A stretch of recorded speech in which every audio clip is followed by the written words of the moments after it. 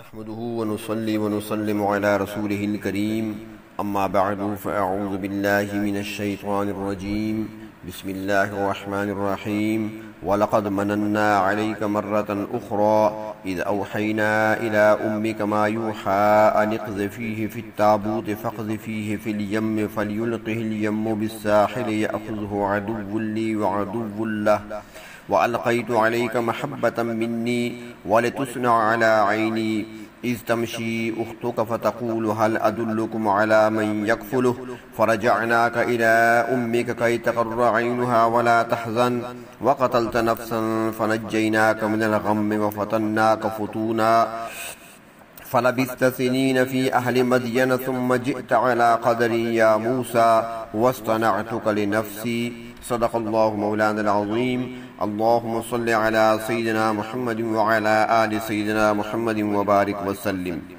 سورۃ طٰہٰ کی آیت نمبر 37 تا آیت نمبر 41۔ گزشتہ درس میں عرض کیا تھا کہ حضرت موسیٰ علیہ السلام کو جب اللہ رب العزت نے نبوت سے سرفراز فرمایا تو وہیں پر حضرت موسیٰ علیہ السلام نے اللہ رب العزت کی بارگاہ میں دو دعائیں پیش کی تھیں۔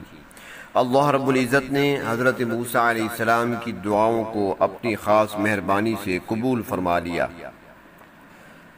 اور تبلیغ رسالت کے راستے میں آنے والی تمام مشکلات کو آسان بنانے کا وعدہ بھی فرما لیا۔ تو اب ان آیات میں اللہ رب العزت نے کچھ دوسرے احسانات کا ذکر کیا ہے جو حضرت موسیٰ علیہ السلام پر کیے گئے۔ ارشاد فرمایا وَلَقَدْ مَنَنَّا عَلَيْكَ مَرَّةً أُخْرَى، اور ہم نے آپ پر دوسری مرتبہ بھی احسان فرمایا، اور اس احسان کا تعلق حضرت موسیٰ علیہ السلام کی بچپن کی زندگی سے ہے۔ فرمایا اِذْ أَوْحَيْنَا إِلَىٰ أُمِّكَ مَا يُوحَىٰ، جبکہ ہم نے وحی کی تمہاری والدہ کی طرف جو کچھ بھی وحی کی گئی۔ اللہ رب العزت کا فیصلہ تو یہ ہے کہ وہ کسی غیر نبی کی طرف وحی نہیں بھیجتے، اور حضرت موسیٰ علیہ السلام کی والدہ چونکہ عورت ہیں اور کسی عورت کو نبی نہیں بنایا گیا، کیونکہ سورۃ یوسف میں ارشاد باری تعالی ہے وَمَا أَرْسَلْنَا مِن قَبْلِكَ إِلَّا رِجَالًا نُوحِي إِلَيْهِمْ، آپ سے پہلے ہم نے صرف مردوں پر ہی وحی بھیجی ہے۔ تو فرماتی ہیں کہ یہ وحی کس قسم کی تھی؟ وہ فرماتی ہیں کہ ایسی وحی القاء، کشف، غیبی آواز یا فرشتے کے ذریعے سے ہو سکتی ہے، اور یہ بھی ممکن ہے کہ اللہ رب العزت نے خواب میں ہی یہ بات سمجھا دی ہو۔ تو فرمایا کہ اللہ تعالیٰ نے یہ بھی احسان فرمایا کہ موسیٰ علیہ السلام کی والدہ کی طرف اپنی وحی بھیجی۔ اصل بات یہ ہوئی تھی کہ حضرت موسیٰ علیہ السلام کی ولادت سے پہلے نجومیوں اور کاہنوں نے فرعون سے کہا تھا کہ بنی اسرائیل میں ایک بچہ پیدا ہوگا جس کے ہاتھ سے تیری حکومت چلی جائے گی۔ فرعون نے اس اندیشہ سے حکم دیا کہ جو بھی بچہ بنی اسرائیل میں پیدا ہو ذبح کر دیا جائے۔ اللہ رب العزت نے بنی اسرائیل کو احسان یاد دلاتے ہوئے قرآن حکیم میں فرمایا کہ یذبحون ابناءکم ویستحیی نساءکم، سورۃ بقرہ، کہ وقت یاد کرو کہ جب ہم نے نجات دی تم کو فرعون کے ظلم سے، جب وہ تمہارے لڑکوں کو قتل کر دیتا تھا اور لڑکیوں کو چھوڑ دیتا تھا۔ تو ایسی ہی پرآشوب زمانہ میں حضرت موسیٰ علیہ السلام کی ولادت ہوئی۔ مفسرین کرام یہ بھی فرماتی ہیں کہ فرعون نے خود ساختہ اصول بھی بنا رکھا تھا، اور وہ یہ کہ ایک سال پیدا ہونے والے اسرائیلی بچوں کو قتل کرا دیتا اور دوسرے سال پیدا ہونے والوں کو زندہ رہنے دیتا۔ تو حضرت موسیٰ علیہ السلام اس سال پیدا ہوئے جس سال بچوں کو قتل کیا جا رہا تھا۔ تو ان کی والدہ بہت پریشان ہوئی، ان کے سر پر ہر وقت خطرہ منڈلا رہا تھا۔ تو اس نازک گھڑی میں اللہ رب العزت نے حضرت موسیٰ علیہ السلام کی ماں کے دل میں ڈالا کہ وہ ایک کشتی نما صندوق بنائیں اور اس میں بچے کو رکھ کر دریا کے حوالے کر دیں۔ اگر بچے کو فرعونی قتل سے بچانا ہے تو پھر اس کا یہ طریقہ ہے۔ فرمایا ان اقذفیہ فی التابوت، کہ تو اس کو کسی تابوت صندوق میں بند کر دے، فاقذفیہ فی الیم، اور اس صندوق کو دریا میں بہا دو، فَلْيُلْقِهِ الْيَمُّ بِالسَّاحِلِ دریا اسے کسی ساحل پر پھینک دے گا. يَأْخُذْهُ عَدُوٌّ لِّي وَعَدُوٌّ لَّهُ پھر اس تابوت کو میرا اور اس بچے کا دشمن یعنی فرعون پکڑ لے گا اور اس طرح اس کی جان بچ جائے گی. چنانچہ موسیٰ علیہ السلام کی والدہ نے وحی الہی کی تدبیر پر عمل کیا اور بچے کو صندوق میں بند کر کے دریا میں ڈال دیا. حضرت موسیٰ علیہ السلام کی والدہ نے اپنی بیٹی کو کہا جس کی عمر 8-10 سال کی تھی اور سمجھدار بچی تھی کہ تم اس کے ساتھ ساتھ کنارے پہ چلتی رہو اور سراغ لگاؤ کہ یہ صندوق جاتا کہاں ہے. چنانچہ وہ بھی کنارے کنارے ساتھ ساتھ چلتی رہی، کبھی صندوق کی طرف دیکھتی اور کبھی دوسری طرف تاکہ کسی کو شبہ نہ ہو کہ یہ بچی اس صندوق کے ساتھ ہے. صندوق بہتا ہوا دریا کی اس شاخ میں داخل ہوا جو فرعون کے محل میں جا رہی تھی. وہاں فرعون کے خاندان کی کسی عورت نے صندوق پانی سے نکال لیا. اس کا خیال تھا کہ اس میں مال ہوگا. اس نے صندوق ملکہ کے سامنے پیش کیا. جب کھولا گیا تو اس میں پھول جیسا بچہ تھا اور صورت بھی ایسی کہ جو دیکھتا اسے پیار آتا. اور کیوں نہ ہو ایسا، اللہ کے نبی تھے. جب ملکہ نے بچہ فرعون کے سامنے پیش کیا تو وہ سمجھ گیا کہ بچہ تو اسرائیلی ہے. ماں نے اپنی آنکھوں کے سامنے قتل ہونا گوارا نہ کیا، اس لیے دریا کی موجوں کے حوالے کر دیا. تو فرعون نے ارادہ کیا اس بچے کو قتل کرنے کا، مگر بیوی نے جو ملکہ تھی حضرت آسیہ، انہوں نے مشورہ دیا کہ بچے کو قتل نہ کرو. عَسَىٰ أَن يَنفَعَنَا أَوْ نَتَّخِذَهُ وَلَدًا سورۃ قصص میں آتا ہے کہ ہو سکتا ہے یہ ہمیں کوئی فائدہ پہنچائے یا ہم اسے بیٹا بنا لیں. اور اس طرح حضرت موسیٰ علیہ السلام کی جان بچ گئی. تو فرمایا کہ ایک تو تمہاری جان بچائی اور دوسرا پھر تمہاری کفالت کا انتظام بھی خود تمہاری والدہ ہی کے سپرد کر دیا. ارشاد ہوا وَأَلْقَيْتُ عَلَيْكَ مَحَبَّةً مِّنِّي اور میں نے اپنی طرف سے تم پر محبت ڈال دی، یعنی جو بھی اس خوبصورت چہرے کو دیکھتا محبت کرنے لگتا. اور یہ اس وجہ سے وَلِتُصْنَعَ عَلَىٰ عَيْنِي تاکہ میری آنکھوں کے سامنے تیری پرورش کی جائے.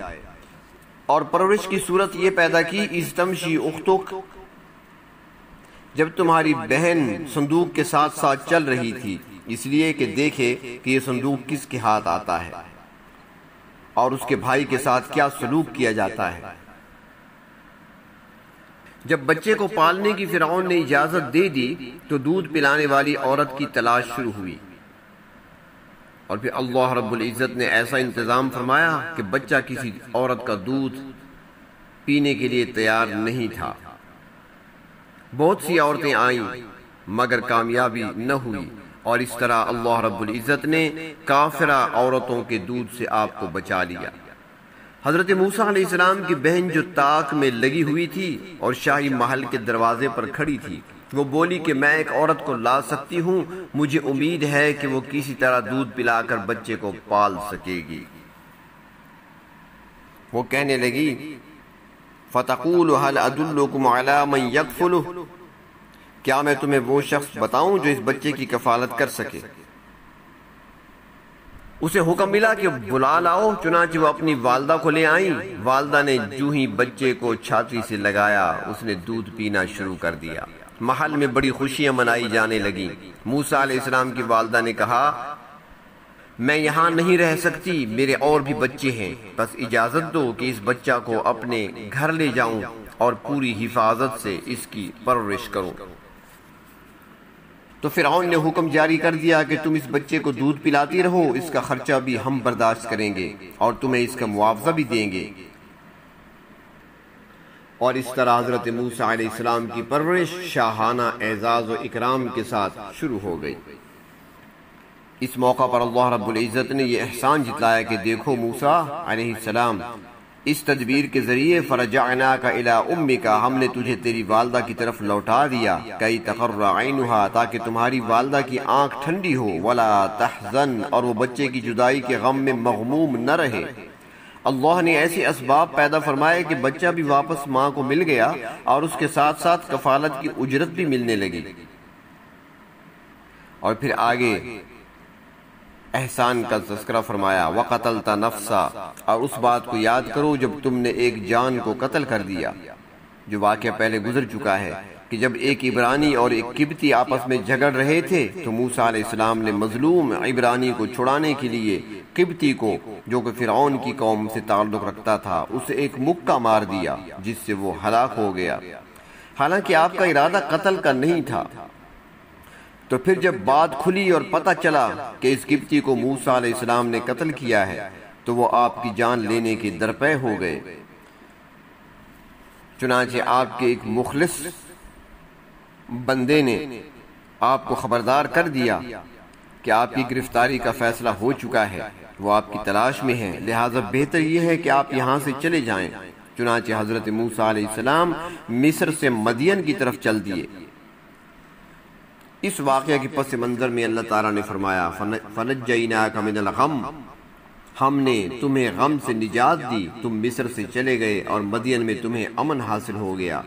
فرمایا وَفَتَنَّاكَ فُتُونًا، اور ہم نے تمہیں مختلف آزمائشوں میں ڈالا، پیدائش کے وقت قتل ہونے سے بچایا، اپنی ہی والدہ کا دودھ بھی مہیا کیا، پھر قتل خطا کی آزمائش میں ڈالا، اس کے بعد مدین کے سفر کی آزمائش میں ڈالا، تاہم ان تمام آزمائشوں میں سرخرو بھی فرمایا۔ یہ سب اللہ تعالیٰ کے خصوصی احسانات ہیں جو حضرت موسیٰ علیہ السلام کو یاد دلائے جا رہے ہیں۔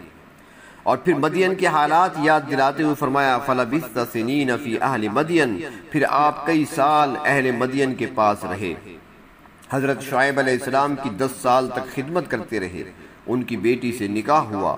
ثم جئت على قدر یا موسیٰ، پھر اے موسیٰ علیہ السلام ایک اندازے کے مطابق آپ واپس آئے۔ جب والدہ اور بھائی سے ملاقات کے لیے اپنی بیوی کے ہمراہ واپس مصر آ رہے تھے تو اللہ رب العزت نے وادی طوا میں نبوت و رسالت سے سرفراز فرمایا، وَاصْطَنَعْتُكَ لِنَفْسِي، اور تجھے خاص اپنی ذات کے لیے منتخب کیا، تمہیں اپنے لیے پسند فرمایا، نبوت و رسالت عطا فرمائی اور اپنے خاص مقربین میں شامل فرمایا۔ یہاں پر اللہ رب العزت نے اپنے احسانات کا ذکر فرمایا اور پھر آگے تبلیغ کا ذکر ہے۔ اللہ تبارک و تعالیٰ قرآن حکیم کو صحیح طریقے سے سمجھنے اور سمجھنے کے بعد اس پر عمل کرنے کی توفیق عطا فرمائے۔ وآخر دعوانا ان الحمد للہ رب العالمین۔